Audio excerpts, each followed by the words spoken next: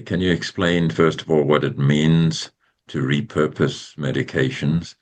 And and you've already alluded to the fact that it's led to research not only in your own specialty, but also great collaboration with other specialties. But please just enlarge on that, please. So drug repurposing is something that I didn't think about early on in my practice. Drug repurposing is where we found success. We had been studying a drug. It was erythropoietin in the beginning, then it became 4-aminopyridine and erythropoietin. And we had discovered unappreciated effects of these drugs for regenerative medicine. This is where we dug for oil, my lab and we dug for oil. We found oil there.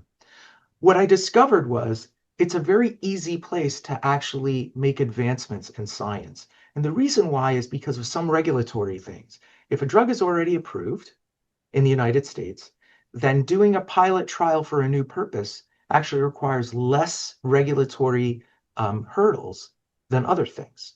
And so that was an avenue for me to have a whole research side of my life that I never would have predicted. I never intended in my career to be a drug repurposing person. And yet the first 2 pages of any grant I write now are about how great drug repurposing is. And if you read those grants, it would seem to a person like I was born from the womb thinking, from the womb thinking that drug repurposing would be my purpose. In reality, it just happened by happenstance that we happened to be studying a drug in the initial phase of my research career, which was erythropoietin, that nobody knew made nerves recover better after injury. And nerve injury is a largely unsolved problem in the world.